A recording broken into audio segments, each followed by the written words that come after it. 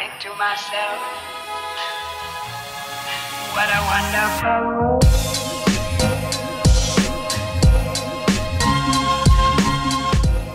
Hello beautiful people, and welcome back to my channel. If you are a returning subscriber, thank you for your continued support, and if you are new here, welcome, and feel free to subscribe to my channel by pressing that big red button down below, as well as checking out my other videos after this one. Today's video, I'll be giving you some tips and tricks for blending and coloring with colored pencils using the brands ARTEZA, Prisma, and Crayola.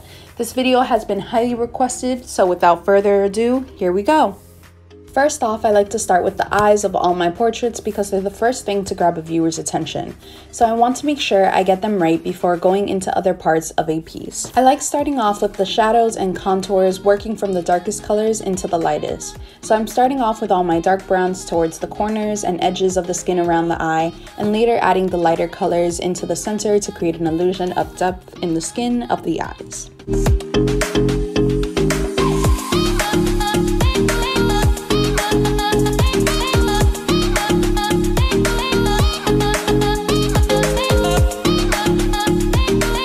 Between different shades of brown, I like to layer my pigments and not push too hard as I get towards the center, and instead I like to do a light wash of color as I get closer and closer to that middle part. Don't be discouraged if you can't get it right on the first time. Having a controlled hand takes a lot of practice, but that's the beauty in art. There is always room for improvement, so take your time and keep practicing.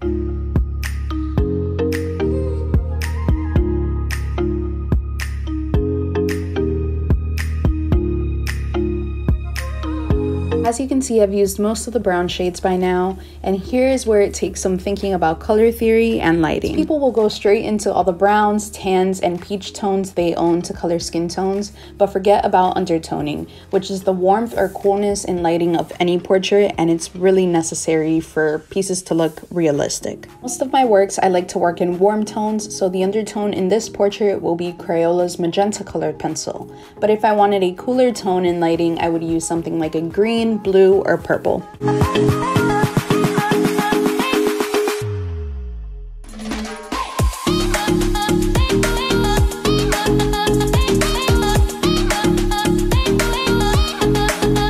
Another tip when working with colored pencils is to always keep them sharpened, clean, and neat, because if they chip while in the process, you can get some little dust marks and stuff all over your piece, and it would really upset you if it got smudged in any way.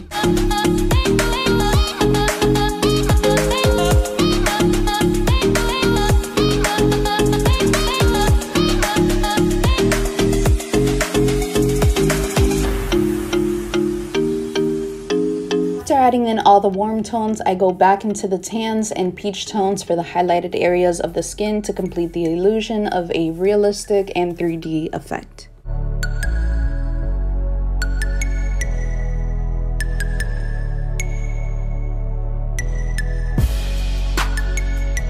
Lastly, to add extra depth, I use my darkest brown from the ARTEZA set, and as well as for adding highlights, I use the Prismacolor's titanium white colored pencil to blend the highlighted areas together in order to complete the look for the skin around the eye.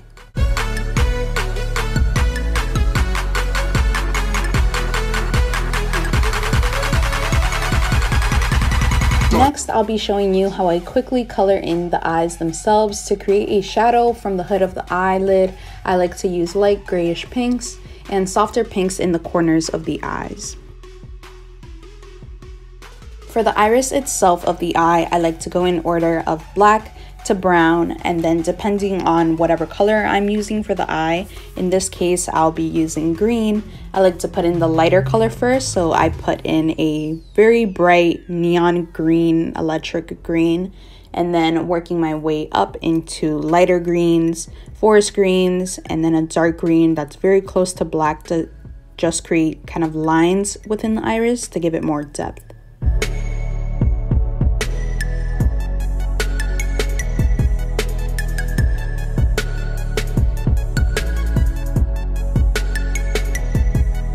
Next up, for hair, I feel like it's a different technique for different types of hair textures, but in this case the hair is fairly straight and just wavy in the baby hair areas.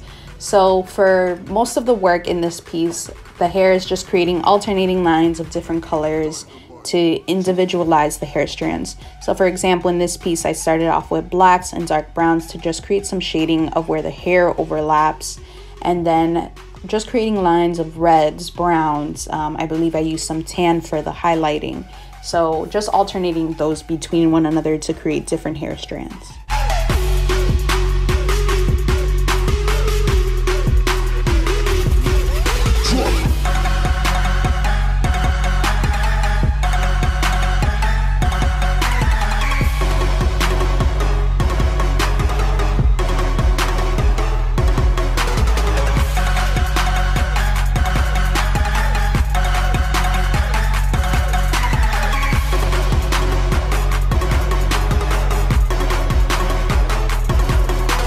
Next, using the techniques from what we learned by coloring in skin, as well as hair and the irises of the eye, I did some details of the jewelry and just creating the same techniques, coloring in circular motions if it's something that has depth to it, or for example in the hair, coloring very straight lines and alternating them to create depth in vertical sense. But for things like jewelry and skin, you usually want to color in a circular motion.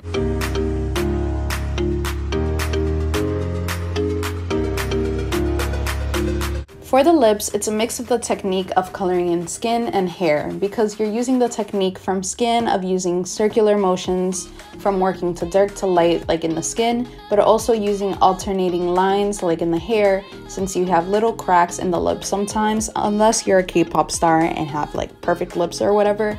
But most people's natural lips are kind of crackly and need chapstick most of the time.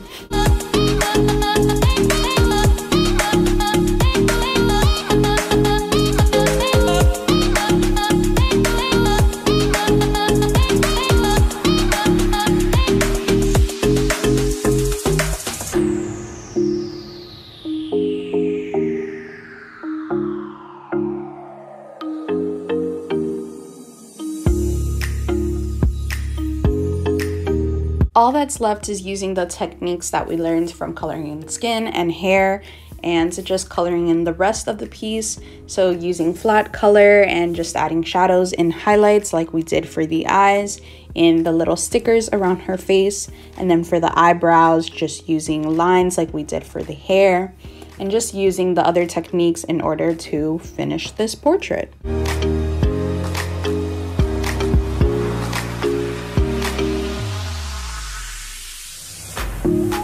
To finish off the piece, like in most of my works, I like to grab a white gel pen and just enhance all those highlights, especially in the eyes and the little stickers all over her face, just to make it as bright as possible. I also went back in with a black Prismacolor pencil just to enhance also the dark parts, like the little beauty marks all over her face and freckles, as well as the shadows in her eyes. With that, here's my finished illustration of a portrait using ARTEZA Prismacolor and Crayola color pencils.